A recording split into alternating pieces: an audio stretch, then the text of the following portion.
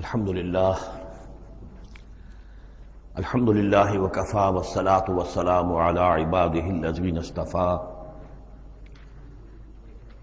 خصوصاً علی افضلہم وخاتم النبیین محمد الامین وعلی آلہ وصحبہ اجمعین اما بعد فقد قال اللہ تبارک وتعالی کما ورد فی سورۃ الاحزاب اعوذ باللہ من الشیطان الرجیم بسم اللہ الرحمن الرحیم یا ایہا الذین آمنوا اذکروا نعمت اللہ علیکم اذ جاءتکم جنود علیہم ریحا وجنودا لم تروها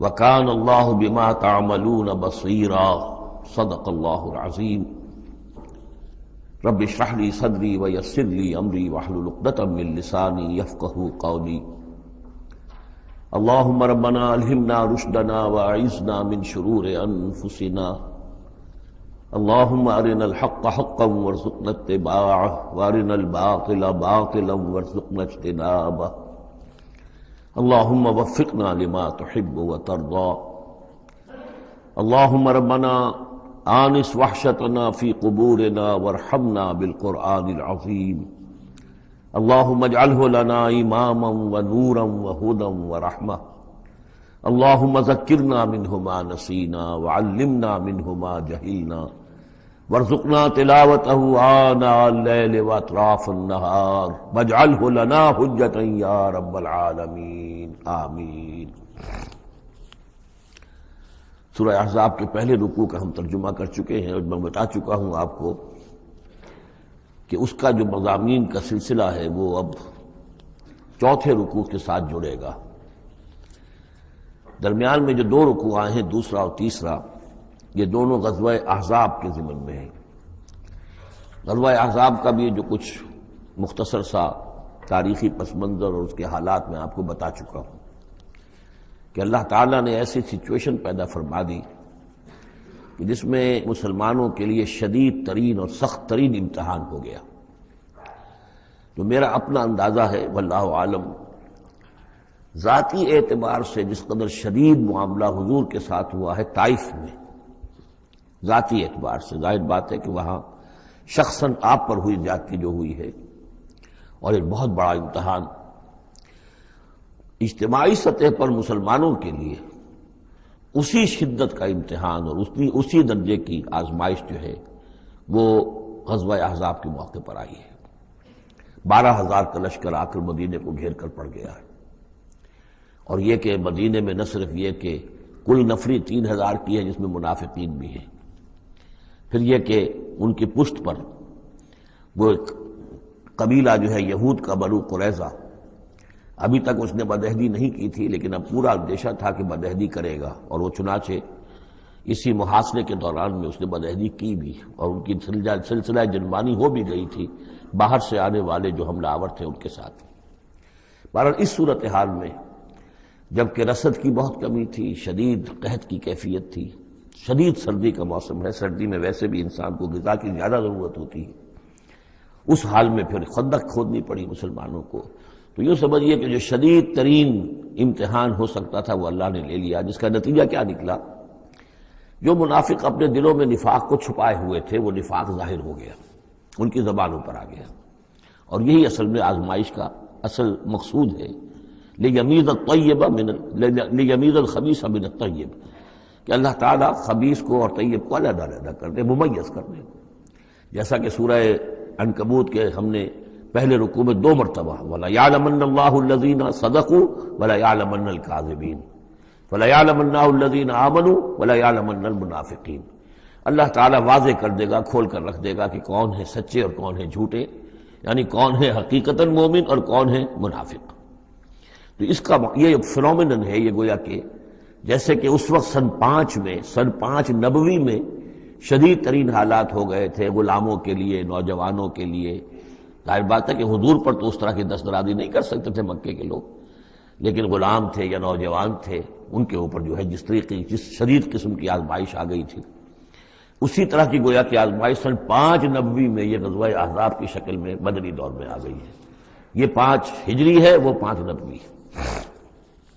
یا ایھا الذین آمنوا اذکروا نعمت اللہ علیکم، اہل ایمان یاد کرو اللہ کے اس انعام کو جو تم پر ہوا، اذ جاءتکم جنود، جب تمہارے پاس تم پر حملہ آور ہوئے بہت سے لشکر، بنو غطفان آئے، بنو فزارہ آئے مشرق کی طرف سے، اور جنوب اور مغرب کی طرف سے جو ہے چلے آ رہے ہیں قریش، اور ان کو جو ہے پوری سپورٹ حاصل ہے شمال سے یہود کی، ان میں وہ کہ بنو نذیر بھی ہیں کہ جو مدینہ ہی سے نکالے گئے تھے، اور اس کے علاوہ یہ کہ خیبر کے یہودی بھی ہیں۔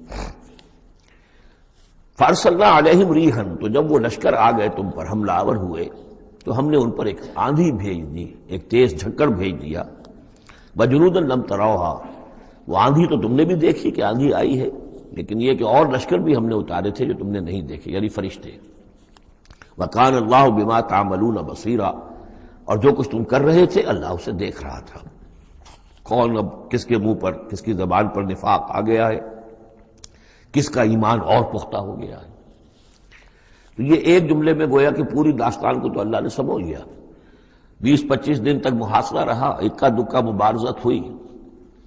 عمرو بن عبد ود آیا، وہ ان کا بہت ہی پورے عرب کا معنی ہوا جو ہے، وہ شہ سوار بھی تھا اور بہت بڑا وہ لڑاکا آدمی، 90 برس کی عمر، لیکن یہ کہ اس کے مقابلے میں آنے کی کوئی جرت نہیں کرتا تھا۔ جب وہ آیا ہے اور اس نے اپنے گھوڑے کو وہ ایڑ لگائی ہے کہ چھلانگ مار کر پوری جو تھی وہ خندق اس کو پار کر کے آ گیا، اور اکیلا ادھر آ کے کھڑا ہو گیا کہ آؤ کوئی ہے تمہارا مقابلہ وہ مجھ سے کر سکے۔ بہرحال سب لوگ ششدر حیران تھے کہ اب اس کے مقابلے میں کون جائے۔ بالآخر حضرت علی نکلے رضی اللہ تعالی عنہ، تو حضرت علی نے اس سے کہا، بلکہ اس نے کہا کہ میرے مقابلے میں جو کوئی بھی آتا ہے، میری عادت ہے یہ کہ میں اسے پہلے 3 مواقع دیتا ہوں کہ وہ کوئی درخواست مجھ سے کرے جو منظور کر لوں۔ حضرت علی نے کہا میری پہلی درخواست یہ ہے کہ تم ایمان لے آؤ۔ میں نے کہا نہیں یہ نہیں ہو سکتا۔ اچھا دوسری درخواست میری یہ ہے کہ تم جنگ سے واپس چلے جاؤ۔ انہوں نے کہا یہ بھی نہیں ہو سکتا۔ تیسری بولو۔ تو حضرت علی نے فرمایا اچھا آؤ اب پھر مقابلے میں آؤ، یہ تیسری درخواست یہ ہے کہ آؤ مجھ سے مقابلہ کرو۔ تو وہ ہنسا، قہقہ لگایا کہ میرا اندازہ نہیں تھا کہ پورے عرب میں کوئی شخص مجھے یہ بھی کہہ سکتا ہے کہ مجھ سے آؤ مقابلہ کرو۔ بہرحال حضرت علی نے اسے واصل جہنم کیا رضی اللہ تعالی عنہ وارضاہ۔ تو اس قسم کی اکی دکی مبارزتیں ہوئی، کوئی باقاعدہ جس کو کہتے ہیں کوئی مٹ بھیڑ لشکروں کی وہ نہیں ہو سکی، لیکن یہ کہ 25 دن کا محاصرہ طول کھینچ گیا تھا۔ ادھر وہ حضرت نعیم ابن مسعود اشجعی نے جو بھی کچھ سلسلہ جلبانی کیا، کوئی سری جھوٹ تو نہیں بولا، لیکن یہ کہ ایک طوریے کے انداز میں ایسی شکل پیدا کر دی کہ جس سے بنی قریظہ کے اور ان کے درمیان بھی کم سے کم بد اعتمادی ضرور پیدا ہو گئی فوری طور پر۔ پھر وہ آندھی آئی شدید، اور اللہ نے جو فرشتے بھیجے انہوں نے کیا کیا یہ ہمیں نہیں معلوم، کیا شکل اختیار کی کہ بہرحال وہ سب کے سب اپنے پڑاؤ اٹھا کر اور چلے گئے۔ لیکن جو اس دوران صورت رہی ہے اس کا نقشہ کھینچا جا رہا ہے، اس جاؤکم من فوقکم ومن اسفل منکم، جبکہ وہ آئے لشکر تمہارے اوپر سے بھی تمہارے نیچے سے بھی۔ یہ جو جغرافیائی جو سلسلہ ہے عرب کا، میں نے کئی دفعہ آپ کو بتایا ہے کہ شمالاً جنوباً یہ جو حجاز کا پہاڑی سلسلہ چلتا ہے شمالاً جنوباً، اسی میں مکہ ہے، طائف ہے، مدینہ ہے، اسی کے آخر میں اوپر جا کر تبوک ہے۔ تو اس پہاڑی سلسلے اور ساحل کے درمیان ایک میدان ہے، یہ تہامہ کہلاتا ہے، تہامہ نیچے ہے، بہرحال میدان ہے وہ، اور پہاڑی سلسلہ آیا۔ پھر یہ کہیں 30 میل، کہیں 40، کہیں 50 میل چوڑا جو یہ پہاڑی سلسلہ، اس کے بعد جو آتا ہے وہ سطح مرتفع ہے، وہ اونچی سطح ہے، لیکن مرتفع اس میں پہاڑی سلسلہ نہیں ہے، سطح ہے۔ تو اس جاؤکم من فوقکم، تو گویا کہ جو ادھر سے آئے ہیں وہ اوپر سے آئے ہیں، جو مشرق سے آئے، بنو غطفان وغیرہ کے جو قبائل آئے، اور من اسفل منکم نیچے سے جو تہامہ کی طرف سے ہو کر آئے ہیں وہ قریش کا لشکر جو ہے کہ جو مکے سے ہو کر آیا ہے۔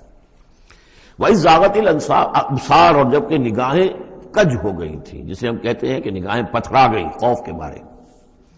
وَبَلَغَتِ الْقُلُوبُ الْحَنَاجِرَ، اور جب دل جو ہے وہ حلق میں آ گئے تھے، ہنسلیوں میں آ کر پھنس گئے تھے۔ جب آدمی کے اوپر دہشت ہو تو اس طریقے سے معلوم ہوتا ہے، جسے ہم کہتے ہیں دل بلیوں اچھلنے لگا، تو معلوم ہوتا ہے جب دل کی دھڑکن تیز ہوتی ہے کہ شاید وہ نکل جائے گا یہاں سے۔ وَتَظُنُّونَ بِاللَّهِ الظُّنُونَ، اور تم پھر اللہ کے بارے میں بڑے طرح طرح کے گمان کر رہے تھے، اب دل میں تمہارے خیال آ رہے تھے۔ هُنَالِكَ ابْتُلِيَ الْمُؤْمِنُونَ، اس وقت اہل ایمان کا خوب امتحان لے لیا گیا، ابتلا خوب ہم نے کر لی، جانچ لیا، پرکھ لیا۔ وَزُلْزِلُوا زِلْزَالًا شَدِيدًا، اور وہ ہلا مارے گئے، جھنجھوڑ دیے گئے۔ وَإِذْ يَقُولُ الْمُنَافِقُونَ، اب نتیجہ کیا نکلا؟ جبکہ کہہ رہے تھے وہ منافق، وَالَّذِينَ فِي قُلُوبِهِم مَرَضٌ، اور جن کے دلوں میں روگ تھا، مَا وَعَدَنَا اللَّهُ وَرَسُولُهُ إِلَّا غُرُورًا، ہم سے اللہ اور اس کے رسول نے جو وعدے کیے تھے جھوٹے ثابت ہوئے، ہمیں سبز باغ دکھا کے مروا دیا اللہ نے اور اس کے رسول نے۔ ہم سے کہا تھا کیسر و کسریٰ کی سلطنتیں تمہارے قلبوں میں آئیں گی، ہم سے کہا تھا اللہ کی مدد آئے گی، یہ کہاں اللہ کی مدد آئی؟ بعض منافقین نے کہا ہمارا حال تو یہ کہ ہم قضاء حاجت کے لیے باہر نہیں جا سکتے، ہم مدینے کے اندر محصور ہو گئے ہیں۔ ظاہر بات ہے کہ سینیٹیشن کا بھی کوئی نظام نہیں تھا، کس قدر وہاں پر اس سے ایک مسئلہ پیدا ہو چکا ہو، باہر نکل نہیں سکتے بالکل، تو قضاء حاجت وغیرہ بھی وہی ہو رہی ہے۔ یہ ان کے منہ پر جو ہے، ان کی زبانوں پر جو اندر کا خبث تھا، اندر کی گندگی تھی، زبانوں پر آ گئی۔ ما وعدنا اللہ ورسولہ الا غرورا، نہیں وعدہ کیا تھا ہم سے اللہ اور اس کے رسول نے مگر جھوٹا، دھوکے کا وعدہ۔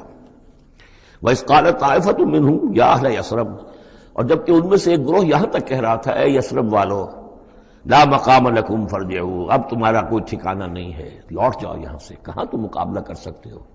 یہ 12,000 کا لشکر آ گیا، کوئی ممکن ہے؟ کوئی امکان تمہیں نظر آتا ہے؟ تو کسی طریقے سے کہیں سے بھاگنے کے لیے راستہ تلاش کرو۔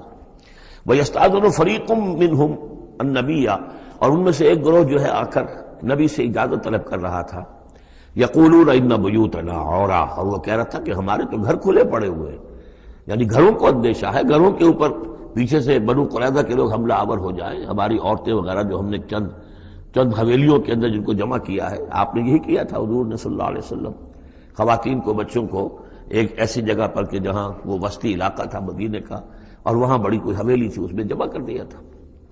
تو ہمیں تو اندیشہ ہے، ہمارے گھر خالی پڑے ہوئے ہیں، اس کے اوپر حملہ ہو سکتا ہے۔ وما ہی بعورا، حالانکہ وہ نہیں کھلے پڑے ہوئے تھے، اللہ تعالیٰ نے اور اللہ کے رسول نے پہرے وغیرہ کا بندوبست کیا ہوا تھا۔ ان یریدون الا فرارا، حقیقت میں وہ فرار چاہتے تھے، بھاگنا چاہتے تھے، یہ تو بہانہ تھا جو بنا رہے تھے، اصل میں جنگ سے پیٹھ دکھا کر بھاگنا مقصود تھا۔ وَلَوْ دُخِلَتْ عَلَيْهِمْ مِنْ أَقْطَارِهَا، اور اگر کہیں داخلہ ہو ہی گیا ہوتا دشمن کا اس مدینے کے اندر اس کے چاروں طرف سے، ثُمَّ يُسْئِلُ الْفِتْنَةَ، اور پھر ان سے مطالبہ کیا جاتا فتنے کا، یعنی ارتداد کا۔ اگر یہ مشرکین کی فوجیں جو ہے کہیں خدا نخواستہ مدینے میں داخل ہو جاتی اور اب وہ کہتی کہ یا تو مرتد ہو جاؤ اور یا ہم تمہیں قتل کرتے ہیں، تو وہ ما تلبسوا الا لآتوها، وہ اس فتنے کو قبول کر لیتے، مرتد ہو جاتے، وما تلبسوا بها الا یسیرا، اور تھوڑی سی دیر بھی نہ لگاتے، بہت ہی تھوڑا سا وقفہ، یعنی وہ ایمان ان کے دلوں میں اس کی جڑیں گہری تھی ہی نہیں، تو وہ مرتد ہونے کے لیے تیار تھے۔ وَلَقَدْ كَانُوا عَاهَدُوا اللَّهِ مِنْ قَبْلُ، حالانکہ چونکہ وہ مسلمان تھے تو انہوں نے عہد کیا تھا اللہ سے اس سے قبل، لا یولون الادبار، کہ وہ کبھی پیٹھ نہیں دکھائیں گے، جب بھی حق و باطل کا مقابلہ ہوگا پیٹھ نہیں دکھائیں گے۔ وَكَانَ عَهْدُ اللَّهِ مَسْئُولًا، اور یقیناً اللہ کے ساتھ جو عہد کیا گیا اور پھر اس کے بارے میں باز پرس ہوتی ہے کہ وہ عہد پورا کیا گیا یا نہیں کیا گیا۔ قُلْ لَن يَنفَعَكُمُ الْفِرَارُ إِنْ فَرَرْتُم مِّنَ الْمَوْتِ، اے نبی ان سے کہہ دیجئے کہ تمہیں یہ بھاگنا اور فرار مفید نہیں ہو سکتا اگر تم موت سے بھاگ رہے ہو، اب القتل یا قتل سے، اس لیے کہ موت تو ہر جگہ آ سکتی ہے۔ وَإِذًا لَّا تُمَتَّعُونَ إِلَّا قَلِيلًا، اور آج موت نہ آئی، فرض کیجئے اس موقع پر نہ آئی، تب بھی آخر دنیا میں کوئی سامان رسنے بسنے کا جو ہے رہنے کا وہ آخر لامحدود تو نہیں ہے۔ لا طلب ثم لا تمتعون الا قلیلا، نہیں تمہیں ساز و سامان ملے گا دنیا کی زندگی کا مگر تھوڑا سا، کچھ دن اور جی لو گے۔ قل من ذا الذی یعصمکم من اللہ، ان سے پوچھئے کون ہے وہ جو تمہیں اللہ سے بچا سکے، ان اراد بکم سوءا، اگر اللہ ہی نے فیصلہ کر لیا ہو تمہارے بارے میں کسی بری چیز کا، او اراد بکم رحمہ، اور اگر اللہ نے رحمت کا فیصلہ کیا ہو تو کون ہے جو اس کی رحمت کے آڑے آ سکے۔ ولا یجدون لهم من دون اللہ ولیا ولا نصیرا، اور یہ نہیں پائیں گے اللہ کے مقابلے میں نہ کوئی ولی حمایتی اور نہ مددگار۔ قد یعلم اللہ المعوقین منکم، تم میں سے اے نام نہاد مسلمانوں، اے منافقوں، ہمیں خوب معلوم ہے، اللہ کو خوب معلوم ہے کہ کون ان میں سے روکتے ہیں دوسروں کو کہ مت جاؤ، محاذ پر مت جاؤ۔ جیسا کہ میں بتا چکا ہوں کہ دو طرف تو حرات تھے، ادھر سے حفاظت تھی، پیچھے بنو قریظہ تھے، چونکہ وہ معاہد تھے، ان سے معاہدہ تو موجود تھا، لہذا اس اعتبار سے بظاہر وہ بھی محفوظ تھا، ادھر سے حملہ نہیں ہو سکتا تھا، اگرچہ اندیشہ ہر وقت تھا کہ کبھی وہ بھی دغا دیں تو پھر یہ ہے کہ چکی کے دو پارٹوں کے درمیان مسلمان آ جائیں گے۔ لیکن جو سامنے کا علاقہ تھا وہاں وہ خندق جو ہے کھود دی گئی، اور خندق سے ادھر جو ہے وہ مسلمان مورچہ لگا کے بیٹھے ہوئے، تو اب اس جو بھی وہ محاذ بنتا تھا اس پر کوئی نہیں جاتا تھا، روکتے تھے ادھر مت جاؤ، کہاں جا رہے ہو؟ قد یعلم اللہ المعوقین منکم، تم میں سے جو لوگ روکتے ہیں دوسروں کو، والقائلین لاخوانہم ہلم الینا، اور جو کہتے ہیں اپنے بھائیوں سے آؤ ہماری طرف آؤ، گھروں میں گھس جاؤ، چھپ جاؤ، تمہارا جو ہے کہیں نام و نشان نہ رہے، کہاں جا رہے ہو موت کے منہ میں، ولا یاتون الباس الا قلیلا، اور وہ نہیں آتے، حاضر نہیں ہوتے جنگ میں، یعنی میدان جنگ میں جہاں پر کہ فوجوں کا پڑاؤ ہے، آمنے سامنے کا معاملہ، مگر کبھی کسی وقت۔ شاذ اشیحۃ علیکم، اے مسلمانوں یہ تمہارے حق میں بہت بخیل ہے، کوئی خیر نہیں چاہتے تمہارے لیے، یہ خیر خواہ نہیں ہے، تمہارے بدخواہ ہے۔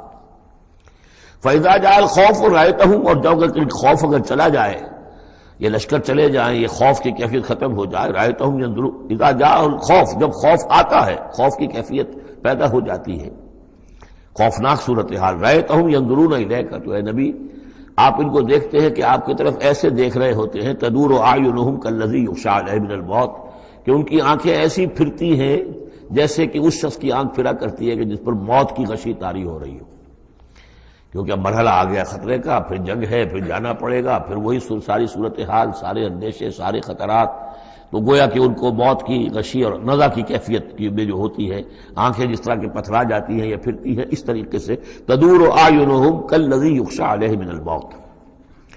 فاذا ذهب الخوف، اور جب خوف چلا جائے، ختم ہو جائے، یعنی وہ صورتحال جیسے کہ بعد میں ہو گئی کہ چلے گئے لشکر، جب چلے گئے تو اب ان کا طریقہ کار کیا ہے؟ وَإِذَا ذَهَبَ الْخَوْفُ صَلَقُوكُمْ بِأَلْسِنَةٍ حِدَادٍ، اب وہ تم پر پل پڑتے ہیں اپنی لوہے کی زبانوں کے ساتھ، یعنی زبانیں قینچیوں کی طرح چلنی شروع ہو جاتی ہیں، مسلمانوں پر تنقید بھی ہے، اپنے ایمان کا اظہار بھی ہے، چرب زبانی بھی ہے، تو حداد لوہے کی جیسے ان کی زبانیں لوہے کی ہوں، تو ہمارے محاورے میں قینچی کی طرح زبان کا چلنا۔ سلق جو ہے عربی محاورے میں، عربی لغت میں آتا ہے بسطن بقہر اما بالید او باللسان، کسی کے پر حملہ آور ہونا یا ہاتھ سے یا زبان سے، تو سلقوکم بالسنۃ حداد اشیۃ علی الخیر، اور پھر جو بھی کوئی مال غنیمت ہوگا اس کے اوپر یہ ایسے ہوں گے، جھکے پڑیں گے کہ مال سارا ہمیں ہی مل جائے۔ اولئک لم یؤمنوا، یہ وہ لوگ ہیں کہ جو حقیقتاً ایمان نہیں لائے۔ فاحبط اللہ اعمالہم، تو اے نبی انہوں نے اس کیفیت میں جو بھی کوئی نیکیاں کی ہیں، بظاہر نیکیاں، آپ کے امامت میں نمازیں بھی تو پڑھی ہیں نا انہوں نے، آخر مدینہ منورہ میں وہ نمازیں پڑھتے تھے منافق، کس کی امامت میں؟ محمد رسول اللہ کی امامت میں، کس مسجد میں؟ مسجد نبوی میں، لیکن ان کے سارے اعمال حبط ہو گئے۔ فاحبط اللہ اعمالہم، اللہ نے ان کے تمام اعمال اکارت کر دی۔ وَكَانَ ذَلِكَ عَلَى اللَّهِ يَسِيرًا، اور یہ چیز اللہ پر بہت آسان ہے۔ يَحْسَبُونَ الْأَحْزَابَ لَمْ يَذْهَبُوا، جبکہ جا چکے ہیں لشکر، ان کا حال یہ ہے کہ ان کے اوپر ابھی تک خوف طاری ہے، جیسے ہوتا ہے کہ کسی بڑے حادثے کے بعد بھی بہت دیر تک اعصاب کے اوپر جو ہے وہ ایک طرح کی کپ کپی طاری رہتی ہے، انسان کے سنسناہٹ سی رہتی ہے، اتنا بڑا حادثہ ہوا ہے۔ يَحْسَبُونَ الْأَحْزَابَ لَمْ يَذْهَبُوا، یہ سمجھتے ہیں کہ وہ گئے نہیں ہیں، کہیں ادھر چھپ گئے ہوں، کہیں پھر دوبارہ آ رہے ہوں، کہیں حملہ دوبارہ تو نہیں کر رہے ہیں، یہ کوئی ان کے ٹیکٹیکل موو تو نہیں تھی کہ ذرا پیچھے ہٹ کے پھر حملہ آور کریں۔ يَحْسَبُونَ الْأَحْزَابَ لَمْ يَذْهَبُوا، یہ سمجھتے ہیں کہ وہ لشکر گئے نہیں ہیں۔ وَإِن يَأْتِ الْأَحْزَابُ، اور اگر کہیں دوبارہ وہ لشکر جو ہیں، وہ فوجیں جو ہیں دوبارہ کہیں حملہ آور ہو جائیں، يَوَدُّوا لَوْ أَنَّهُمْ بَادُونَ فِي الْأَعْرَابِ، تو ان کی بڑی خواہش ہوگی کاش کہ ہم مدینے کو چھوڑ کر کہیں ریگستانوں میں چلے گئے ہوتے، اور کہیں نخلستانوں میں جا کر آراب کی حیثیت کے ساتھ ہم ان کے ساتھ چلے گئے ہوتے، بادیہ نشینوں کے پاس۔ یسألونک عن انبائکم، اور وہاں سے اے مسلمانوں تمہاری خبریں معلوم کرتے رہتے۔ اب کیا ہوا؟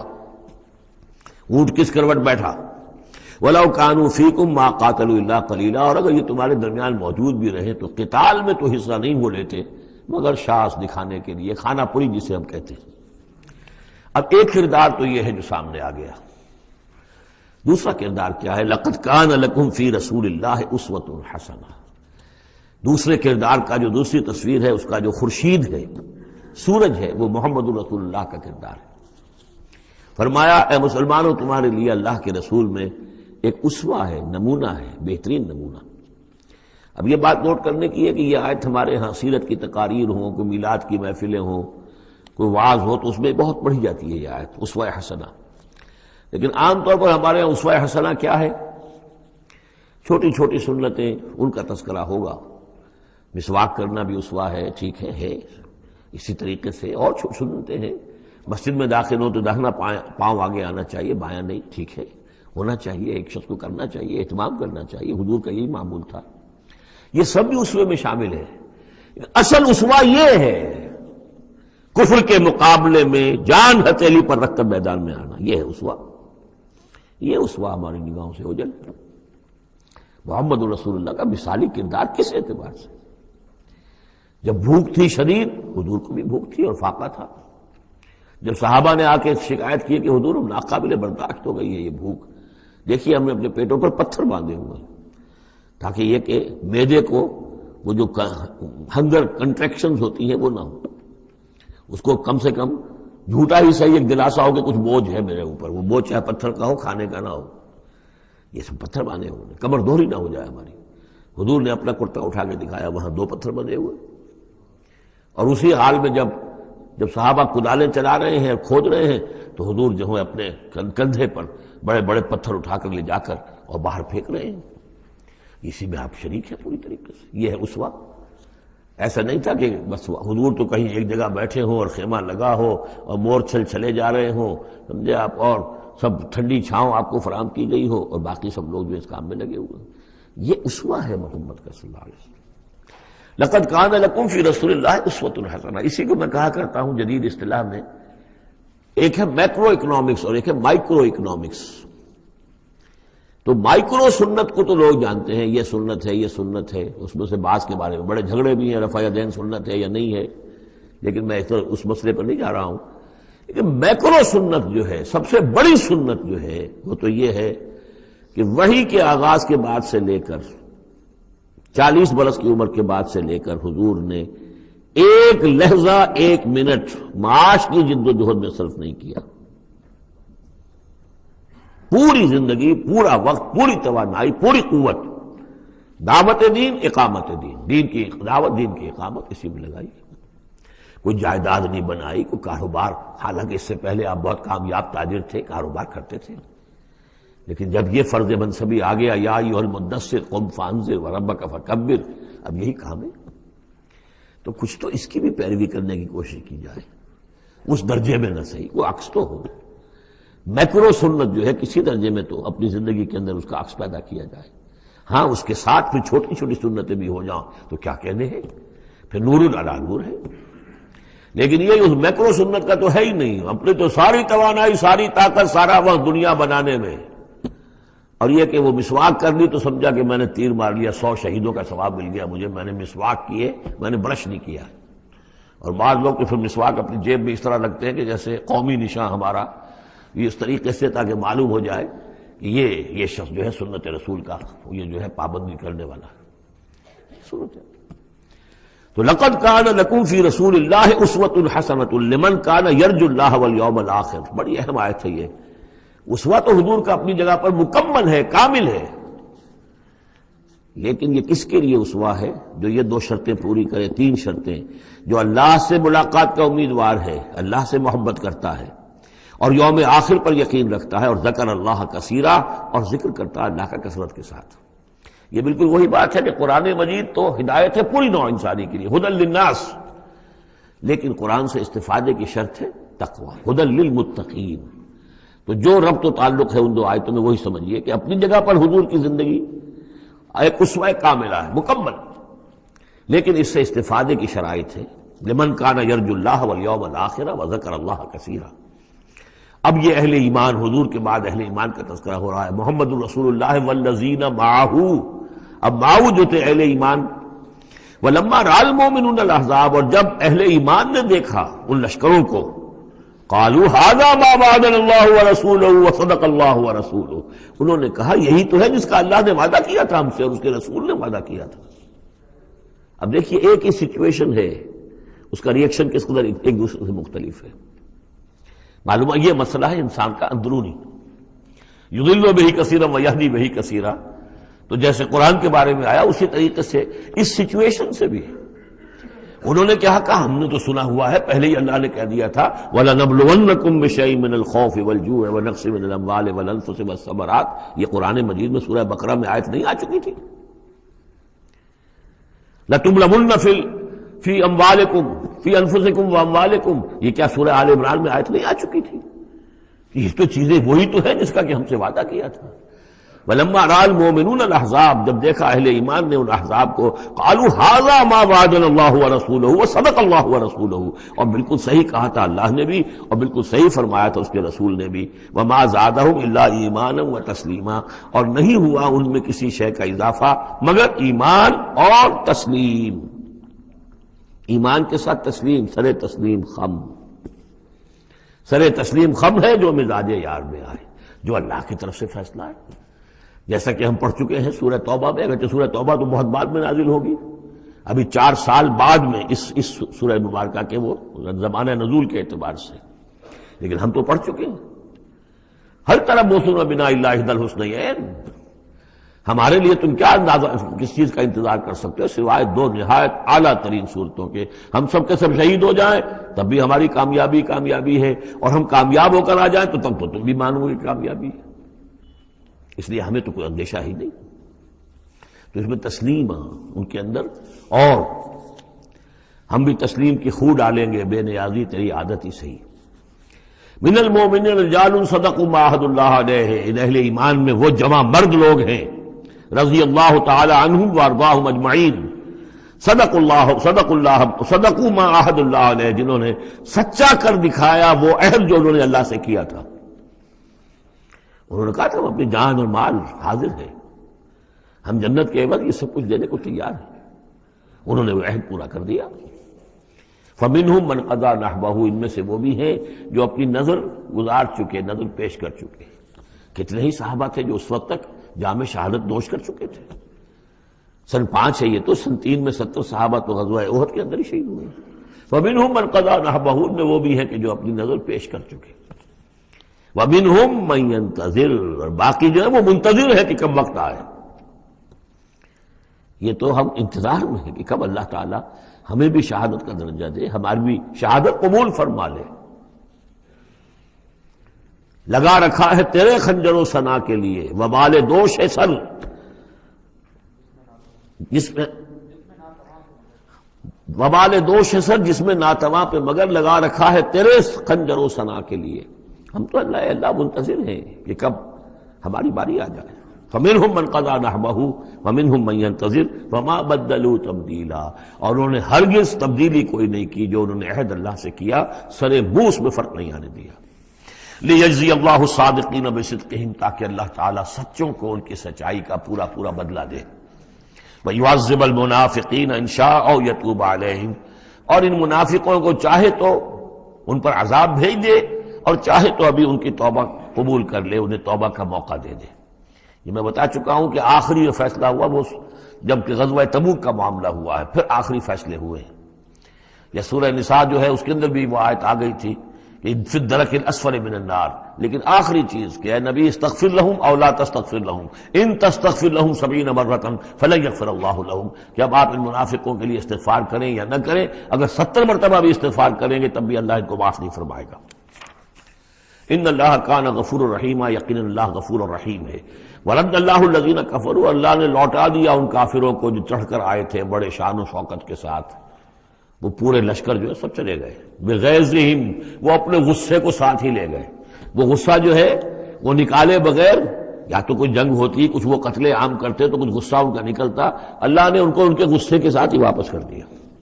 ورد اللہ الذین کفروا بغیظہم لم ینالوا خیرا، انہیں کوئی خیر حاصل نہ ہو سکا، کوئی فتح ہوتی، کوئی کارنامہ سر انجام دیا ہوتا، کچھ نہیں۔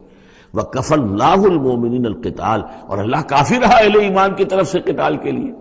اہل ایمان کو تو جنگ کی نوبت ہی نہیں آئی، کھلی جنگ تو ہوئی نہیں، اللہ نے خود ہی آندھی بھیج کر اور جو بھی اپنی خفیہ تدابیر ہیں، جو بھی اپنی مدد تھی فرشتوں کے ذریعے سے، اللہ تعالیٰ نے گویا کہ اہل ایمان کو اس امتحان میں سے تو گزار دیا، باقی یہ کہ کوئی غضب نہیں پہنچنے دیا۔ وَكَانَ اللَّهُ قَوِيًّا عَزِيزًا، اور یقیناً اللہ تعالیٰ قوی اور عزیز ہے، زبردست ہے، قوت والا ہے۔ وَأَنزَلَ الَّذِينَ ظَاهَرُوهُمْ، اب یہ دوسرا ہے، اس کا جو ضمیمہ ہے غزوہ احزاب کا، وہ غزوہ بنی قریظہ ہے۔ روایات میں آتا ہے کہ حضور نے غزوہ، جب یہ لشکر چلے گئے، غزوہ احزاب ختم ہو گیا، تو آ کر واپس گھر آ کر اپنے ہتھیار وغیرہ اتارے، زرہ اتاری، تو حضرت جبرائیل آئے کہ آپ نے ہتھیار اتار دی، ہم نے تو ابھی اتارے نہیں ہیں، ابھی بنو قریظہ کو کیفر کردار تک پہنچانا ہے۔ انہوں نے جو غداری کی اس موقع پر، اپنے عہد کو توڑا ہے، اب اس کی سزا انہیں دینی ہے۔ چنانچہ حضور نے حکم دیا کہ اب کوئی مسلمان جو ہے عصر کی نماز نہ پڑھے یا کوئی مغرب کی نماز نہ پڑھے، جو بھی کوئی وقت معین کیا، جب تک کہ وہ بنی قریظہ کے علاقے میں پہنچ نہ جائے۔ وہاں جا کر اب وہاں جا کے پھر ان کا گھیراؤ کیا گیا، محاصرہ ہوا۔ وہ محاصرہ بھی خاصا طویل ہوا، ان کا قلعہ بڑا مضبوط تھا، لیکن تنگ آ کر بالآخر انہوں نے ہتھیار ڈال دیے، اور یہ کہا کہ سعد بن معاذ جو رئیس اوس تھے اور ان کے حلیف تھے، اوس کے قبیلے کے ساتھ ان کی پرانی جو ہے وہ حلیفی تعلقات تھے، حلیفانہ تعلقات، کل جو وہ فیصلہ کر دیں گے ہمیں منظور ہوگا۔ تو حضرت سعد بن معاذ رضی اللہ تعالی عنہ، جو تورات میں فیصلہ لکھا ہوا ہے بد عہدی کا، کہ قوم اگر تمہارے ساتھ بد عہدی کرے اور اس کے بعد اللہ تمہیں اس پر فتح دے دے تو کیا کرو، اس کے مطابق فیصلہ سنایا کہ ان کے جتنے جوان ہیں اس قبیلے کے، جو جنگ کرنے کے قابل ہیں، ان کو قتل کر دیا جائے، اور باقی جو ان کے بوڑھے ہوں یا اور ہوں، مرد ہوں، بچے ہوں، عورتیں ہوں، ان کو جو ہے غلام بنا لیا جائے، ان کا سارا مال ضبط ہو جائے گا۔ تو بدترین سزا جو ہے ان تین قبیلوں میں سے، جن میں سے ایک قبیلہ تھا بنی قینقاع کا، ایک تھا بنو نضیر، یہ دونوں تو صرف جلا وطن ہوئے، لیکن بدترین سزا پھر ان کو دی گئی ہے۔ وَأَنزَلَ الَّذِينَ ظَاهَرُوهُم مِّنْ أَهْلِ الْكِتَابِ، اور اللہ نے اتار لیا ان کو کہ جنہوں نے گٹھ جوڑ کیا تھا ان کے ساتھ، کافروں کے ساتھ، مشرکین کے ساتھ، اہل کتاب میں سے، من سیاسیہم، ان کے قلعوں سے، قلعوں میں تو تھے، گڑھیاں تھیں ان کی، لیکن اس سے پھر اتر آئے، ہتھیار ڈال دیے۔ وَقَذَفَ فِي قُلُوبِهِمُ الرُّعْبَ، اور اللہ نے ان کے دلوں میں رعب ڈال دیا۔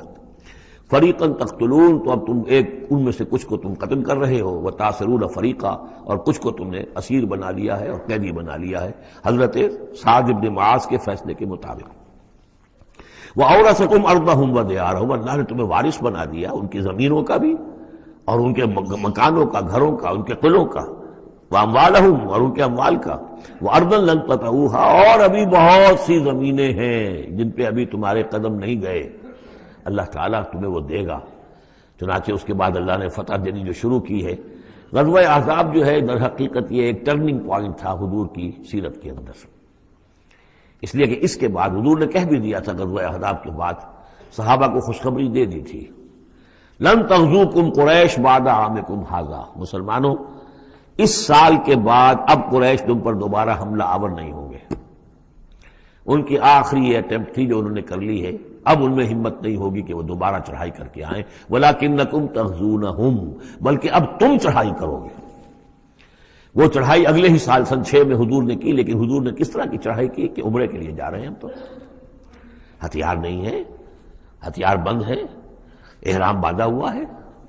اب ایک ایسی سچویشن پیدا ہوئی مکے والوں کے لیے، نہ وہ نگلا جائے نہ اگلا جائے، کہ ان کی پرانی روایات ہیں یہ کہ کسی کو بھی عمرے کے لیے، حج کے لیے کوئی آئے اسے نہیں روک سکتے، لیکن مسلمانوں کو کیسے آنے دیں، اور روکے تو کیسے روکیں؟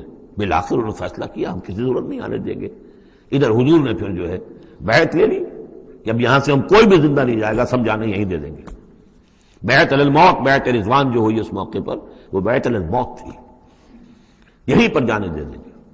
جس کی خبریں وہاں پہنچی تو ان کے چھکے چھوٹ گئے۔ بہرحال پھر صلح ہوئی، جس صلح کو کہا ہے اللہ تعالیٰ نے انا فتحنا لک فتحا مبینا، تو فتح کا جو ہے دروازہ کھل گیا ہے غزوہ احزاب کے فوراً بعد، اور اسی کی طرف اشارہ ہے وہ ارضا لم تطئوها، ابھی بہت سی زمینیں جن پر مسلمانوں تمہارے قدم نہیں پہنچے، تمہارے قدم نہیں پہنچے، ابھی تم نے گھوڑے نہیں دوڑائے ہیں، ابھی وہ تو زمینیں اب کہاں سے کہاں تک آپ سمجھیے کہ 30 سال کے اندر اندر کہاں سے کہاں تک مسلمانوں کی حکومت ہو گئی۔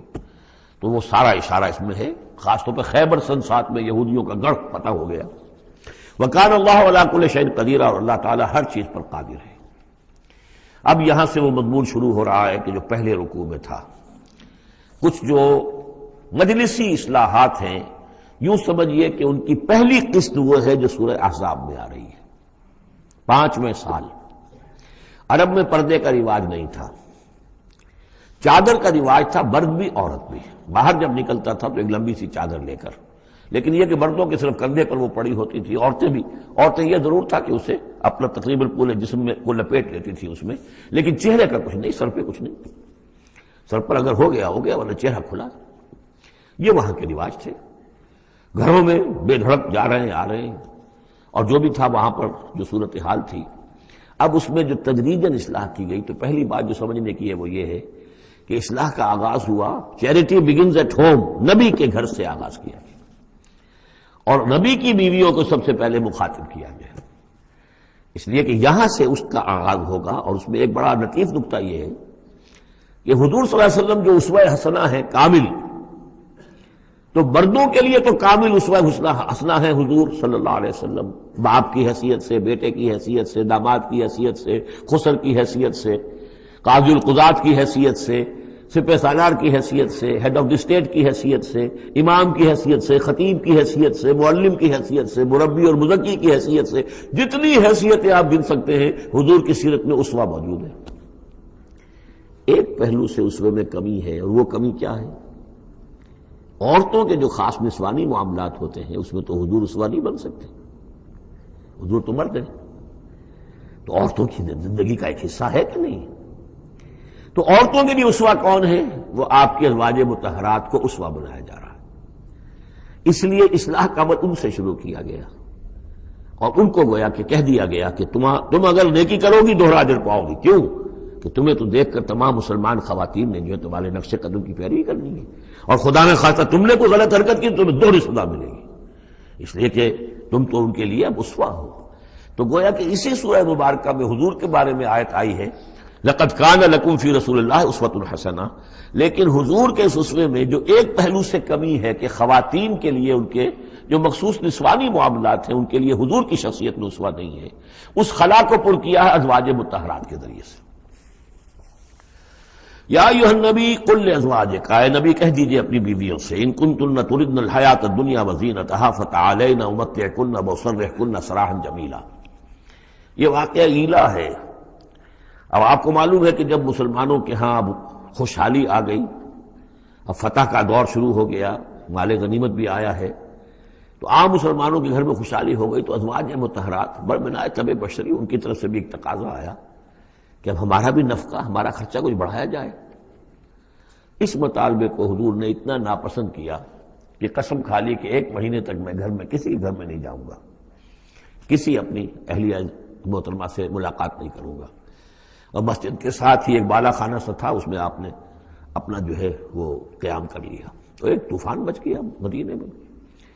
اب حضرت ابوبکر کی بیٹی حضرت عائشہ حضور کے گھر میں ہے، حضرت عمر کی بیٹی حضرت حفصہ حضور کے گھر میں ہے، کہ اب یہ کیا ہو رہا ہے، کیا ان کو طلاق ہو جائے گی، کیا ہوگا، حضور نے کیا فیصلہ کر لیا ہے؟ اس کو ایلا کہتے ہیں، کچھ عرصے کے لیے بیویوں سے قطع تعلق کر لینا، اور یہ سورہ الذین یولون من نسائہم، اس کا حکم جو ہے وہ آ چکا، 4 مہینے سے زیادہ کی اجازت نہیں ہے۔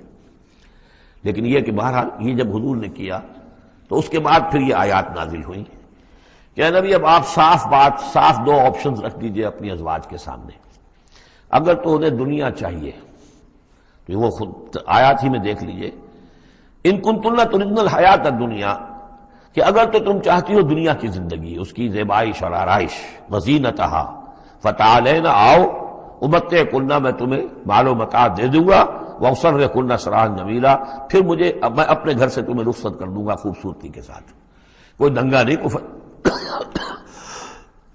کوئی فساد نہیں، کوئی لڑائی نہیں، لیکن یہ کہ پھر تم میرے گھر میں نہیں رہ سکتے، پھر میں اپنے ہاتھ سے تمہیں رخصت کر دوں گا۔ وَإِن كُنتُنَّ تُرِدْنَ اللَّهَ وَرَسُولَهُ، اور اگر تم طالب ہو اللہ کی اور رسول کی، ان کی رضا چاہتی ہو، وَالدَّارَ الْآخِرَةَ، اور بجائے اس دنیا کے تم آخرت کا گھر جو ہے اس کی طالب بن جاؤ، فَإِنَّ اللَّهَ أَعَدَّ لِلْمُحْسِنَاتِ مِنْكُمْ أَجْرًا عَظِيمًا، تو اللہ تعالیٰ نے تم جیسی نیک بیویوں کے لیے اللہ تعالیٰ نے بہت بڑا اجر جو ہے وہ فراہم کیا ہے، تیار کیا ہے۔ یعنی اب آپشن تمہارا ہے، اگر دنیا کی آسائش چاہیے تو آؤ، فیصلہ کر لو، چوز کر لو، چوائس از یورس، میں تمہیں مال و متاع دے کر اپنے گھر سے رخصت کر دوں گا خوبصورتی کے ساتھ، اور اگر میرے ہاں رہنا ہے تو پھر تو یہی ہے، فقر ہے، فاقہ ہے، جو اختیاری فقر تھا آپ کا۔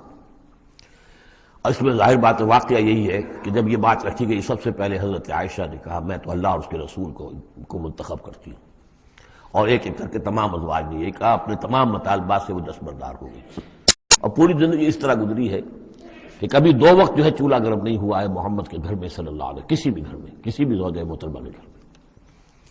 یا نساء النبی من یات منکن بفاحشۃ مبینۃ، اے نبی کی بیویوں، اگر خدا نہ خواستہ بالفرض تم میں سے کسی کی طرف سے کسی کھلی بے حیائی کا ارتکاب ہوا، یضاعف لها العذاب ضعفین، اسے عذاب دیا جائے گا دگنا، وکان ذلک علی اللہ یسیرا، اور یہ اللہ پر بہت آسان ہے، یہ نہ سمجھنا نبی کی بیویاں تو نبی ہمیں بچا لے گا۔ اسی لیے قرآن مجید میں بار بار آتا ہے حضرت نوح کی بیوی، حضرت لوط کی بیوی، حضرت لوط کی بیوی کا ذکر بہت زیادہ ہے۔ نبی بھی اپنی بیوی کو نہیں بچا سکتا، اگر اس کا اپنا کردار غلط ہے، اس کا اپنا جو رویہ ہے صحیح نہیں ہے، اگر اس ایمان اور عمل صالح سے محروم ہے تو کچھ نہیں۔ چنانچہ حضور نے ایک مرتبہ اپنے قریبی گھرانے کی جو خواتین تھیں ان کو بٹھایا اور ایک ایک کا نام لے کر کہا ہے، یا فاطمہ بنت محمد صلی اللہ علیہ وسلم انقذی نفسک من النار فانی لا املک لک من اللہ شیئا، اے فاطمہ محمد کی بیٹی خود اپنے آپ کو آگ سے بچاؤ، نکالو اپنے آپ کو آگ سے اپنے عمل سے، اس لیے کہ مجھے اللہ کے ہاں کوئی اختیار تمہارے بارے میں حاصل نہیں ہوگا۔ اگر فاطمہ کے بارے میں نہیں تو پھر کس کے بارے میں؟ یا صفیہ امت رسول اللہ، اے صفیہ اللہ کے رسول کی پھوپھی، انقذی نفسک من النار فانی لا املک لک من اللہ شیئا، اپنے آپ کو جہنم کی آگ سے بچانے کی کوشش کرو، اس سے نکالو اپنے آپ کو، اور میں قیامت کے دن میں اللہ کے محاسبے کے وقت میں تمہارے کام نہیں آ سکوں گا۔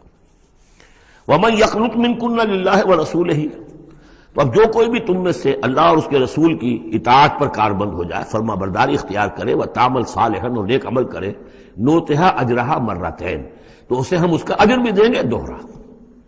غلطی کرو گی تو سزا دگنی، اور صحیح طرز عمل ہوگا ایمان اور عمل صالح والا تو اجر بھی تمہارا دگنا ہوگا۔ اعتدنا لہا رزقا کریما، اور اس کے لیے اللہ تعالیٰ نے ہم نے بہت ہی رزق کریم باعزت روزی کا اہتمام جنات کے اندر کیا ہوا ہے۔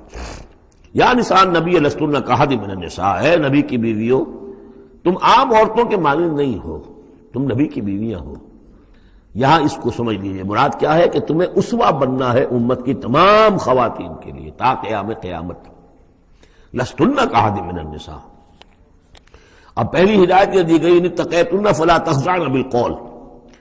ظاہر بات ہے وہ پہلی یوں سمجھیے کہ جو میں معاشرے کا نقشہ میں کھینچ چکا ہوں، تو لوگ آتے تھے گفتگو کرتے تھے بے دھڑک۔ پہلی بات تو یہ آپ نے فرمائی کہ اگر تم تقویٰ دل میں رکھو اور لوگوں سے بات کرتے ہوئے اپنی آواز میں لوچ پیدا نہ کرو، نرمی پیدا نہ کرو۔ ظاہر بات ہے عورت کی آواز اس کے اندر مرد کے لیے کشش ہے، اور اگر کہیں طرح اس میں لوچ بھی ہو تو اگر کسی کے دل میں کوئی خباثت ہے، کوئی گندگی ہے، منافق بھی تو اسی معاشرے میں تھے نا، اور وہ تو کوئی موقع نہیں جانے دینا چاہتے تھے کوئی سکینڈل اٹھانے کا حضور کے خلاف اگر ہو جائے۔ سورہ نور میں ہم پڑھ چکے ہیں کہ حضرت عائشہ تک پر توبت لگ گئی۔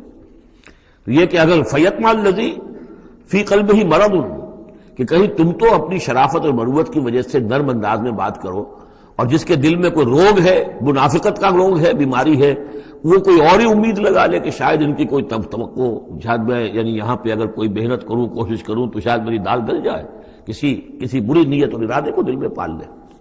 وَقُلْنَ قَوْلًا مَعْرُوفًا، بات کرو بڑی معروف انداز میں، لیکن انداز جو ہے اس میں وہ سختی کا ہونا چاہیے، بجائے اس کے کہ اس کے اندر وہ نرمی ہو اور شیرینی ہو۔ وَقَرْنَ فِي بُيُوتِكُنَّ، دوسری ہدایت اپنے گھروں کے اندر قرار پکڑو، تمہارا اصل مقام جو ہے وہ گھر ہے۔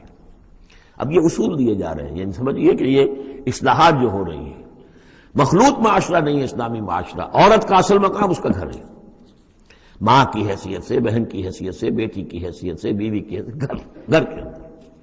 وَقَرْنَ فِي بُيُوتِكُنَّ وَلَا تَبَرَّجْنَ تَبَرُّجَ الْجَاهِلِيَّةِ الْأُولَىٰ، اور مت نکلو باہر بن سنور کر جیسے کہ جاہلیت اولیٰ میں رواج تھا۔ جاہلیت، پچھلی جاہلیت جو تھی اسلام کے آنے سے پہلے، جو تہذیب، جو کلچر وہاں تھا، وہ طریقتکم المثلیٰ، وہ بھی کہتے ہوں گے کہ ہمارا بڑا مثالی کلچر ہے یہ، اس کلچر کو چھوڑو۔ اور یہ جو بن سنور کر باہر نکلنے والی بات ہے کہ تبرج کہتے ہیں کہ نمایاں ہونا، یعنی عورت اگر بناؤ سگار کر کے نکلتی ہے مردوں میں تو کیا چاہتی ہے؟ وہی چاہتی ہے کہ لوگوں کی نگاہیں میری طرف اٹھے، میں توجہات کا مرکز بن جاؤں، یہ کام اب چھوڑ دو بالکل. اگر خدا نے خاصہ کہیں ہے بھی کسی کا کوئی پس منظر میں تو اس کی دوسری ہدایت یہ ہے گھروں میں قرار پکڑو، گھروں میں رہو، گھروں میں بیٹھو. وَقَرْنَ فِي بُيُوتِكُنَّ وَلَا تَبَرَّجْنَ تَبَرُّجَ الْجَاهِلِيَّةِ الْأُولَىٰ وَأَقِمْنَ الصَّلَاةَ وَآتِينَ الزَّكَاةَ وَأَطِعْنَ اللَّهَ وَرَسُولَهُ، اور نماز قائم کرو اور زکوٰۃ ادا کرو اور اللہ کی اور اس کے رسول کی اطاعت پر کاربند رہو. انما يريد الله ليذهب عنكم الرجس اهل البيت ويطهركم تطهيرا. اے نبی کے گھر والوں، یا اہل البیت اب آ گیا یہاں پہ، نبی کے گھر والوں، اس سے پہلے ہم پڑھ چکے ہیں. یہ اہل البیت حضرت سارہ کو خطاب کیا تھا فرشتوں نے کہ سلام ہو آپ کو اے نبی کے گھر والوں اہل البیت. اور یہاں ساری گفتگو جو ہو رہی ہے وہ حضور کے ازواج سے ہو رہی ہے. تو اہل بیت اصلاً ہیں حضور کی ازواج مطہرات. البتہ یہ ہم مانتے ہیں کہ حدیث ہے حضور نے یہ چاہا ہے جو آپ کو محبت تھی حضرت فاطمہ سے، حضرت علی سے اور حضرات حسنین سے رضی اللہ تعالی عنہم، آپ نے فرمایا اللہم ہؤلاء اہل بیتی، اے اللہ یہ بھی میرے اہل بیت ہیں. بس یہاں پر بھی کا اضافہ کر لیجئے، کوئی حرج نہیں. اصل اہل بیت ازواج مطہرات ہے، لیکن اے اللہ یہ بھی میرے اہل بیت ہیں. تو فرمایا اے نبی کے گھر والوں، یعنی اے نبی کی بیویوں، اللہ تعالیٰ یہ چاہتا ہے کہ تم سے ہر نوع کی برائی کو، گندگی کو بالکل دور کر کے تمہیں پاک اور صاف کر دے. یطہرکم تطہیرا، پوری طرح پاک اور صاف کر دے. کیوں؟ تمہیں اسوہ بننا ہے، تمہیں نمونہ بننا ہے. نمونہ تو بے داغ ہونا چاہیے، جیسے محمد رسول اللہ صلی اللہ علیہ وسلم کی شخصیت ہے، آئیڈیل پرسنالٹی، آئیڈیل، تو آئیڈیل تو بے داغ ہونا چاہیے. اسی طریقے سے تم جس مقام پر ہو کہ اب خواتین امت کے لیے، پوری امت مسلمہ کی عورتوں کے لیے تمہیں اسوہ بننا ہے. وَاذْكُرْنَ مَا يُتْلَىٰ فِي بُيُوتِكُنَّ، اور ذرا یاد کیا کرو جو کچھ کے تلاوت کی جاتی ہے تمہارے گھروں میں، من آیات اللہ، اللہ کی آیات میں سے. تمہارے گھروں میں وہی اترتی ہے محمد رسول اللہ صلی اللہ علیہ وسلم. بلکہ ایک خاص جو مقام ہے حضرت عائشہ کا، وہ تو حضور نے فرمایا ہے کہ کسی اور میری بیوی کے لحاف میں، جبکہ ایک ہی لحاف میں حضور بھی تھے اور حضرت عائشہ بھی تھی، تو مجھ پر وہی نازل نہیں ہوئی سوائے عائشہ کے لحاف کے. لحاف کے اندر بھی وہی نازل ہو رہی ہے. وہ تو دل پہ نازل ہوتی تھی، اس کے اندر تو کوئی دروازے نہیں کھولنے پڑتے تھے کہ حضرت جبریل آئے دروازہ کھولو پھر وہی لے کر آئے ہیں. وہ تو یہ کہ فرشتہ ہے اور دل پر نازل کر رہا ہے. تو فرمایا کہ تمہارے گھروں میں اللہ کی آیات کی تلاوت کی جا رہی ہے، والحکمہ، اور نبی کی زبان مبارک سے جو احادیث ہیں جو آپ بیان کر رہے ہیں سب سے بڑھ کر تو تمہارے سامنے آ رہی ہے حکمت نبوی، یعنی وہ جو وحی خفی ہے اس کا بھی سب سے بڑھ کر تمہارے سامنے جو ہے چرچا ہو رہا ہے. ان اللہ کان لطیفا خبیرا، یقین اللہ تعالیٰ بہت باریک بین ہے اور باخبر ہے. اب وہ آیت آ گئی ہے، آیت نمبر 35 جس کا میں نے تذکرہ کیا تھا، سورہ نور کی آیت نمبر 35. وہ ہے حقیقت ایمان پر. اللہ نور السماوات والارض مثل نورہ کمشکاۃ فیہا مصباح المصباح فی زجاجہ الزجاجۃ کأنہا کوکب دری یوقد من شجرۃ مبارکۃ زیتونۃ لا شرقیۃ ولا غربیہ یکاد زیتها یضیء ولو لم تمسسہ نار نور علی نور یہدی اللہ لنورہ من یشاء ویضرب اللہ الامثال للناس واللہ بکل شیء علیم. یہ ایک آیت ہے، بڑی آیت ہے. ایمان کی ماہیت، ایمان کی حقیقت، ایمان کے اجزاء ترکیبی.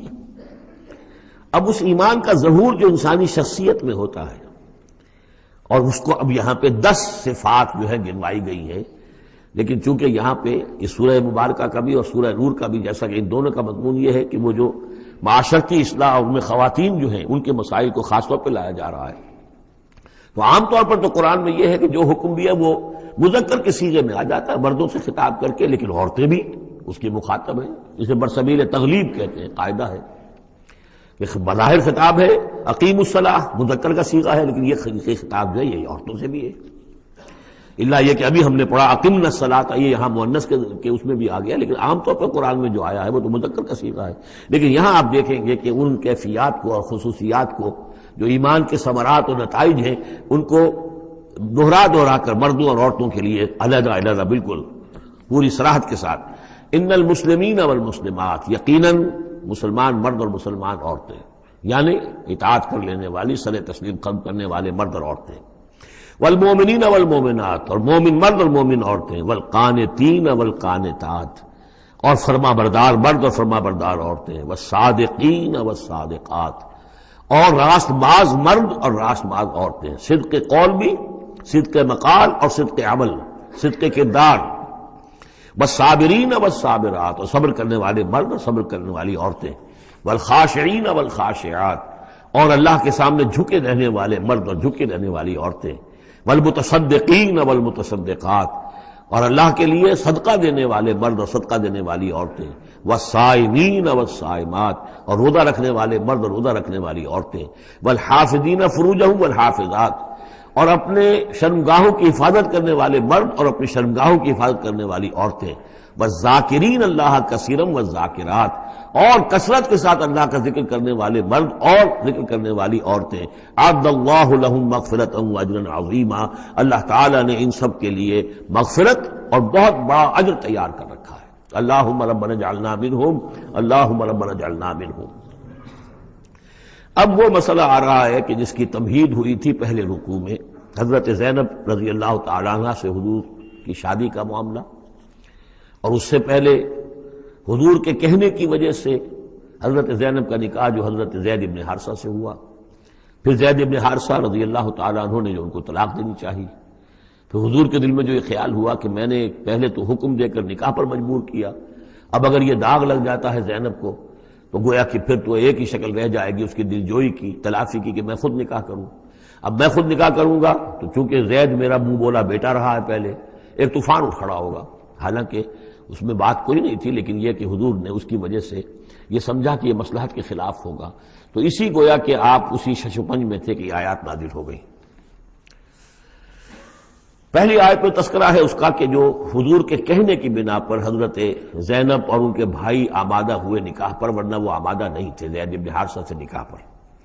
وما كان لمؤمن ولا مؤمنة اذا قضى الله ورسوله امرا ان يكون لهم الخيرة من امرهم، یہ کسی بھی مومن مرد اور کسی بھی مومن عورت کے لیے یہ روا نہیں ہے کہ جب اللہ اور اس کا رسول کسی شے کا فیصلہ کر دیں تو پھر بھی انہیں یہ خیال ہو کہ ہمارے پاس آپشن باقی ہے، ہمیں اختیار حاصل ہے۔ وَمَن يَعْصِ اللَّهَ وَرَسُولَهُ فَقَدْ ضَلَّ ضَلَالًا بَعِيدًا، جو اللہ اور اس کے رسول کی نافرمانی کریں گے انہوں نے تو گویا کہ بہت بڑی گمراہی جو ہے وہ حاصل کر لی۔ تو یہ گویا کہ ایک تو یہ کہ اس کو عام ہم لیں گے تو یہ ہر معاملے کے اوپر ہے کہ اللہ اور اس کے رسول کے فیصلے کے بعد پھر میں یہ سمجھوں کہ میرے پاس کوئی آپشن ہے، تو اس کا مطلب ہے کہ میں اللہ کا انکار کر رہا ہوں، رسول کا انکار کر رہا ہوں۔ پس منظر میں وہی ہے کہ حضور کی فرمائش جو تھی ابتداءً تو چونکہ امیمہ ابن عبد المطلب حضور کی پھپھی تھی جن کی بیٹی ہیں حضرت زینب، کا اونچا خاندان ہے، اور ادھر یہ ہے کہ حضرت زید ابن حارثہ غلام رہے ہیں، اگرچہ تھے شریف خاندانوں میں سے عرب کے، لیکن کبھی انہیں کہیں پکڑ کر کہیں کسی نے لا کر غلام بنا کر بیچ دیا تھا تو داغ تو لگ گیا غلامی کا، اور اس معاشرے میں وہ داغ پھر دھلتا نہیں تھا ایک دفعہ لگ جانے کے بعد۔ تو اس وجہ سے اب انہوں نے حضور کے لیے حضور کے فرمانے کی وجہ سے نکاح کیا، اس کے بعد نہیں ان کی نبھی آپس میں، اور اس میں گمان غالب یہ ہے کہ حضرت زینب انہیں وہ نہیں دے سکیں احترام اور ادب اور ان کی مرضی پر چلنے کا معاملہ، جیسا کہ ایک عورت کو فصالحات و قانتات حافظات للغیب جو رویہ ہونا چاہیے، اب وہ اپنے جذبات اور احساسات کے اوپر اس درجے جو ہے وہ کنٹرول نہ کر سکی، لہذا ان کے مابین جو ہے وہ موافقت نہیں ہوئی۔ تو حضرت زید نے کئی دفعہ کہا کہ حضور میں پھر ان کو فارغ کر دینا چاہتا ہوں، طلاق دینا چاہتا ہوں۔ استقول للذی انعم اللہ علیہ وانعمت علیہ امسک علیک زوجک، اے نبی جب آپ کہتے تھے اب اس شخص سے کہ جس پر اللہ نے بھی انعام فرمایا اور آپ نے بھی انعام فرمایا، آپ نے اسے آزاد کر دیا، اپنا منہ بولا بیٹا بنایا تھا، یہ دوسری بات ہے کہ اللہ نے وہ بات ختم کر دی، یہ تو زید ابن محمد کہلاتا تھا، اب یہ زید ابن حارثہ رہ گیا دوبارہ۔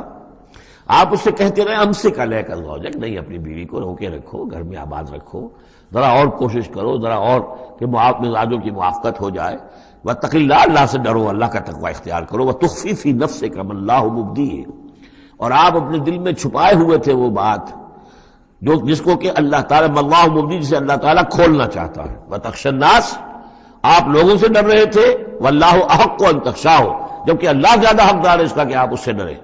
فلما قضى زید منها وطرا، تو جب زید نے اس سے آخری قطع تعلق کر لیا، یعنی زکوٰۃ بھی دے دی، وہ طلاق بھی دے دی اور پھر عدت بھی پوری ہو گئی، زوجناکہا، اے نبی ہم نے تزویج کر دی ہے اس کی تمہارے ساتھ، زوجہ بنا دیا ہے، ہم نے نکاح کر دیا ہے۔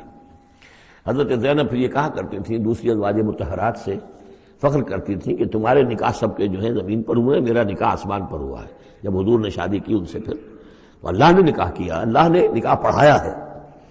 زوجناکہا، ہم نے اسے آپ کی زوجیت میں دے دیا۔ کہ لا یکون علی المؤمنین حرج فی ازواج ادعیائہم، تاکہ یہ آئندہ کے لیے یہ جاہلی رسم کا خاتمہ ہو جائے اور منہ بولے بیٹوں کی بیویوں کے بارے میں اہل ایمان پر کوئی تنگی نہ رہے۔ منہ بولا بیٹا تھا، اس کی بیوی تھی، بیٹا فرض کیجیے فوت ہو گیا وہ، تو اس کی بیوی سے وہ بیوہ ہو گئی ہے تو آپ شادی کر سکتے ہیں۔ اسی طریقے سے اگر وہ اس کو طلاق دے دی ہے شادی کر سکتا ہے۔ یہ محرمات ابدیہ میں سے نہیں ہے، محرمات ابدیہ کی فہرست سورہ نساء کے اندر آ چکی ہے۔ وکان امر اللہ مفعولا، اور یہ تو اللہ کا وہ فیصلہ تھا کہ جو بہرحال پورا ہو کر رہنا تھا۔ یعنی یہ سب کچھ جو ہوا ہے نبی، اس میں بھی ہماری حکمت تھی، مصلحت تھی۔ کسی اور کے ذریعے سے یہ بات ہوتا تو یہ رسم ٹوٹتی نہ۔ بعض چیزیں رسمیں ایسی ہوتی ہیں کہ اتنی گہری ہوتی ہیں، ان کے اوپر لوگوں کا اتنا جو وثوق ہوتا ہے، یہ تو جب تک آپ کے ذریعے سے یہ رسم جو ہے غلط نہ ٹوٹتی تو اس کے ٹوٹنے کا امکان نہیں تھا۔ ہم نے اس کے لیے یہ سارا معاملہ کیا ہے۔ ما کان علی النبی من حرج فیما فرض اللہ لہ، نبی پر کوئی حرج نہیں ہے، کوئی مضائقہ نہیں ہے اس چیز میں جو اللہ نے اس کے اوپر عائد کر دی ہے، فرض کر دی ہے۔ سنت اللہ فی الذین خلوا من قبل، اور یہ اللہ کا وہ طریقہ ہے جو ان لوگوں کے بارے میں رہا جو پہلے گزر چکے۔ اللہ کے نبیوں کے ساتھ، رسولوں کے ساتھ اللہ کا یہی معاملہ رہا ہے۔ وکان امر اللہ قدرا مقدورا، اور یہ تو اللہ کا وہ معاملہ تھا کہ جو گویا کہ طے تھا، مقرر ہو چکا تھا، ہماری مشیت میں یہ پہلے سے طے تھا۔ الذین یبلغون رسالات اللہ ہے وہ اللہ کے نبی کہ جو ہم اللہ کے پیغامات کو پہنچانے پر مامور ہوتے ہیں، وَيَخْشَوْنَهُ، اور صرف اسی سے ڈرتے ہیں، وَلَا يَخْشَوْنَ أَحَدًا إِلَّا اللَّهَ، اور نہیں ڈرتے کسی اور سے اللہ کے سوا، وَكَفَى بِاللَّهِ حَسِيبًا، اور اللہ تعالیٰ کافی ہے کفایت کرنے والا یا حساب لینے والا۔ مَا كَانَ مُحَمَّدٌ أَبَا أَحَدٍ مِّن رِجَالِكُمْ، دیکھو محمد تم میں سے کسی مرد کے باپ نہیں ہے۔ حضور کو اللہ تعالیٰ نے اولاد نرینہ نہیں دی، جو دی تھی بچپن ہی میں اسے اٹھا لیا۔ آخری عمر میں بھی یہ سمجھیے کہ حضرت ان کا نام کیا تھا، ماریہ قبطیہ، ان کے بطن سے حضرت ابراہیم کی ولادت ہوئی ہے۔ اور یہ ایک عجیب مسئلہ ہے کہ حضرت ابراہیم کے عقد میں یا آپ کے نکاح میں آئیں ہاجرہ، وہ بھی مصر کی تھیں جن سے اسماعیل کی ولادت ہوئی۔ اسماعیل کی نسل میں حضور ہیں صلی اللہ علیہ وسلم، پھر مصر ہی سے ماریہ قبطیہ آ رہی ہیں، اور ان کے بطن سے جو بیٹا ہوا اس کا نام حضور نے ابراہیم رکھا۔ اور حضور کو بہت محبوب بھی تھا، لیکن وہ بہت ہی چھوٹا عرصہ تھا، بچپن میں ہی فوت ہو گیا ہے، اور حضور کو اس کا افسوس بھی ہوا۔ یا ابراہیم انا لفراقک محزونون، یا ابراہیم ہم تمہاری جدائی سے بڑے محزون ہیں، ہمیں رنج ہے۔ بہرحال ما کان محمد ابا احد من رجالکم، تمہارے مردوں میں سے کسی کے باپ نہیں ہے۔ یہ زید بن حارثہ کے باپ نہیں ہے۔ زید بن حارثہ منہ بولا بیٹا تھا، اب جب کہ ہم نے حکم نازل کر دیا ہے اب وہ سلسلہ منقطع ہو گیا۔ ولیکن رسول اللہ و خاتم النبیین، بلکہ یہ اللہ کے رسول ہیں اور نبیوں کی مہر ہیں۔ اب نبوت ختم ہو رہی ہے ان پر، اب کوئی نبی آنے والا نہیں، لہذا جتنی بھی رسومات جاہلیت کی تھیں اگر ان کے ذریعے سے وہ ختم نہ ہو تو پھر کس کے ذریعے سے ختم ہوگی؟ یہ ہے اس میں جو دلیل مضمر ہے کہ یہ جو کڑوا گھونٹ ہے محمد صلی اللہ علیہ وسلم تو آپ کو کرنا ہی تھا، اس لیے کہ یہ جاہلانہ رسمیں جو ہیں اگر آپ اس کے اندر یہ اقدام نہ کرتے اور آپ نے اپنے منہ بولے بیٹے کی بیوی سے اگر شادی نہ کی ہوتی تو یہ رسم ختم نہیں ہو سکتی تھی۔ اور یہی بات بتائی جا رہی ہے لوگوں کو، ما کان محمد ابا احد من رجالکم ولکن رسول اللہ و خاتم النبیین، وہ تو اللہ کے رسول ہیں اور خاتم النبیین۔ اب اس میں ایک بڑا باریک نقطہ ہے، وہ نوٹ کر لیجئے، رسالت حضور کی دائم و قائم ہے، چل رہی ہے ابھی تک۔ فرق صرف یہ ہے کہ اس وقت تک براہ راست آپ بنفس نفیس اپنی رسالت کے فرائض ادا کر رہے تھے، اب بائی پروکسی ہے، اب امت کے ذریعے سے ہے۔